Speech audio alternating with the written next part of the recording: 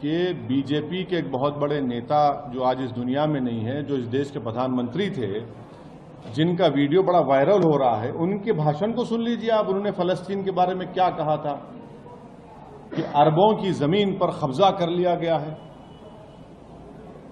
और दूसरी बात यह है कि भारत में हमने एक पोस्ट स्टैम्प निकाला था, सॉलिडेरिटी विद पैलेस्टाइन, वो भी आजकल देख रहे हैं आप लोग। हमारी शुरू से पॉलिसी फलस्तीनियों की ताईद में रही है। इसमें शिफ्ट आया जब कांग्रेस की सरकार थी, थी उसमें एक शिफ्ट आया। तो ये एक, और फिर पांचवी बात यह है कि ऑस्लो एग्रीमेंट हुआ, और ऑस्लो एग्रीमेंट में कहा गया था कि वेस्ट बैंक और गाजा में इंडिपेंडेंट पैलेस्टीनियन कंट्री बनाया जाएगा। 5 साल जाके 30 साल हो गए। तो इसकी जिम्मेदारी ऑस्लो एग्रीमेंट की सब पर थी, यूएसए पे थी, यूके पर थी, यूरोपियन नेशंस पर थी। तो 5 साल जाके 30 साल हो गए आज आप।